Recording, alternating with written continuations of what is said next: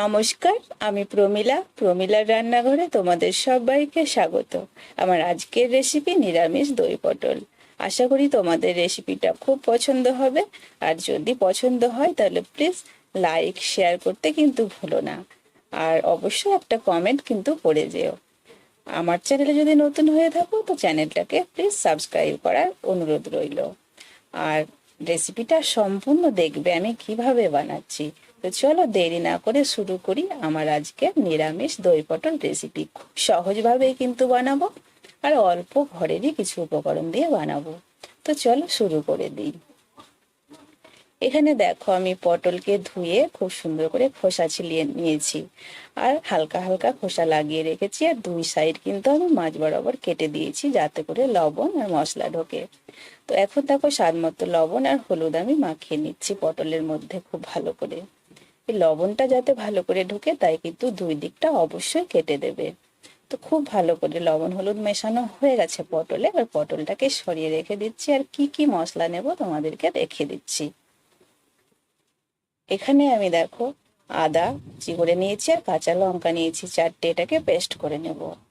এবার এই বাটিটাতে আমি কয়েকটা চিনেবাদাম আধ ঘন্টা আগে ভিজিয়ে রেখেছিলাম, ভিজিয়ে রেখে খোসাটা তুলে নিয়েছি, এটাকেও পেস্ট করে নেব। আর এখানে একটা বাটিতে জিরে গুঁড়ো আর লঙ্কা গুঁড়ো নিয়েছি 1 চামচ করে। এবার আমি এর মধ্যে হলুদ গুঁড়ো দিয়ে এই গুঁড়ো মশলাটাকে একটু জল দিয়ে ভিজিয়ে রাখবো। মশলা যদি ভিজিয়ে রাখো তাহলে কিন্তু মশলাটা অনেকটাই ফুলে ওঠে, বিশেষ করে গুঁড়ো মশলাটা। আর রান্না করতেও সুবিধা হয়, রান্না করার সময় কিন্তু পুড়ে যায় না। তো চলো, মশলাগুলো সব রেডি হয়ে গেছে। এদিকে আমি পটলটাকে ভেজে নিই। সাদা তেলে রান্নাটা করব। সাদা তেল বসিয়ে দিয়েছি, তেল গরমও হয়ে গেছে। পটলগুলো একে একে ছেড়ে দিলাম। পটলগুলো দিয়ে আঁচটাকে বাড়িয়ে দিয়ে 1 থেকে 2 মিনিট মতো পটলগুলোকে ভেজে নিতে হবে লাল করে। তো এদিকে দেখো পটল কিন্তু ভাজা হয়ে গেছে, খুব লাল করার দরকার নেই, এরকম অবস্থায় উঠিয়ে নেব তেল ঝরিয়ে। এদিকে পটল ভাজতে ভাজতে কিন্তু আমি মশলা পেস্টটা বাদামি পেস্টটা বানিয়ে নিয়েছি। তো দেখো ওই তেলের মধ্যেই রান্না করে নিচ্ছি। এবার কিছু গরম মশলা ফোড়ন দিয়ে দিলাম, গোটা 3টে এলাচ, 3টে লবঙ্গ, কয়েকটা দারচিনি। ফোড়নটা খুব সুন্দর ভাজা হয়েছে, খুব সুন্দর সেন্ট বেরোচ্ছে। এই অবস্থায় ভিজিয়ে রাখা মশলাটা অ্যাড করলাম। আর এখন কিন্তু আমি আঁচটাকে কমিয়ে রেখেছি, আঁচ কমিয়ে মশলা কষিয়ে নেব।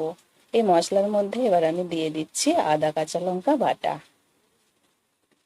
3 চামচ মতো আদা কাঁচা লঙ্কা বাটা দিলাম। বিশেষ কিছু মশলা এখানে পড়বে না, সম্পূর্ণ নিরামিষ ভাবে হবে। আঁচটাকে কমিয়ে আদা কাঁচা লঙ্কা বাটাটাকেও একটু নাড়াচাড়া করে নিলাম। এবার এখন কিন্তু দিয়ে দেব ভেজে রাখা পটল। ভেজে রাখা পটল দিয়ে আবারও কয়েক সেকেন্ড নাড়াচাড়া করে নেব। আর এই সম্পূর্ণ কাজটা এখন কিন্তু আঁচটা মিডিয়ামে রেখেছি, খুব লোতেও কিন্তু রাখিনি। এবার কিন্তু আমি বাদামের পেস্টটা দিয়ে দিচ্ছি। এই চিনেবাদাম না থাকলে তোমরা কাজু বাদাম দিয়েও করতে পারো, বা কোনো রকম বাদাম ছাড়াই রান্নাটা ভীষণ ভালো লাগে। বাদাম দিয়ে খুব ভালো করে 1 থেকে 2 মিনিট মতো কষিয়ে নিচ্ছে আঁচ কমিয়ে। অল্প একটু জল দিয়ে দেবো, তাহলে কড়াইয়ের মধ্যে ধরে যাওয়ার ভয়টা থাকবে না। জল দিয়ে খুব সুন্দর করে পটলটাকে কষিয়ে নিচ্ছি। একটু ধৈর্য নিয়ে রান্নাটা করলে ভীষণ ভালো লাগে, একদমই অন্যরকম একটা স্বাদ পাওয়া যায়। একঘেয়েমি পটল খেতে কারোরই ভালো লাগে না। তখন কিন্তু আমরা এরকম হালকা পাতলা রান্না ট্রাই করি বাড়িতেই। কষানো হয়ে গেছে, এই অবস্থায় ফেটিয়ে রাখা টক দই আমি দিয়ে দিচ্ছি। 1/2 কাপ মতো টক দই নিয়েছি। এবার টক দইয়ের মধ্যেই দিয়ে দিচ্ছি স্বাদ মতো চিনি। চিনিটা দিলে অবশ্যই নিরামিষ রান্না ভালো লাগে। আর আমার মনে হচ্ছে একটু লবণটা কম, তাই লবণটাও দিয়ে দিলাম। খুব ভালো করে আবারও কিন্তু কষিয়ে নিচ্ছি, একটু টাইম নিয়ে 1 থেকে 2 মিনিট মতো কষিয়ে নেব। তো খুব ভালো করে নাড়তে থাকবে। অনেক সময় টক দই ফেটে যাওয়ার সম্ভাবনা থাকে, আঁচটাকে কমিয়ে নেবে। আর টক দই দেওয়ার আগে টক দইটাকে খুব ভালো করে ফেটিয়ে নেবে।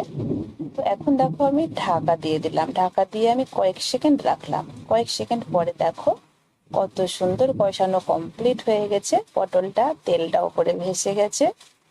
তো এই অবস্থায় কিন্তু আমি জল দিয়ে দেব। তো একটু নাড়াচাড়া করে নিচ্ছি খুব ভালো করে। মশলাগুলো কড়াইয়ের মধ্যে হালকা ধরে গেছে, যেহেতু বাদাম আছে তো তাই অল্পতে একটু ধরে যাওয়ার চান্সটা থাকে, ভয় পাবে না।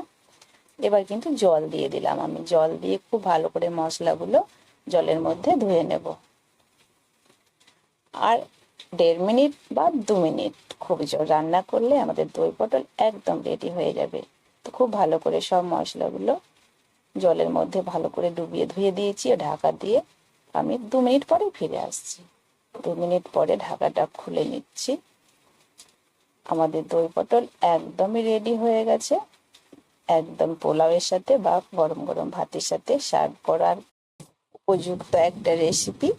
তো নামানোর আগে আমি কিন্তু ধনে ভেজে গুঁড়ো করে নিয়েছি, একটু ছড়িয়ে দেব। তোমাদের কাছে ধনে গুঁড়ো না থাকলে অল্প একটু গরম মশলা দিয়ে নামিয়ে নেবে, বা কোনো কিছু না দিয়েই নামিয়ে নেবে। এই রান্নাটা এমনিতেই ভালো লাগবে, খুব সুন্দর একটা গন্ধ বেরোচ্ছে।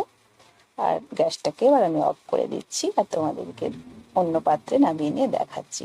দেখো কত সুন্দর লোভনীয় একটি রেসিপি, অল্প খরচেই কিন্তু হয়ে গেল। তো আশা করি ভালো লেগেছে। তো আবারও বলছি, ভালো লাগলে অবশ্যই আমার চ্যানেলটাকে সাবস্ক্রাইব করে আমার পাশে থাকো। আজকে এই পর্যন্তই।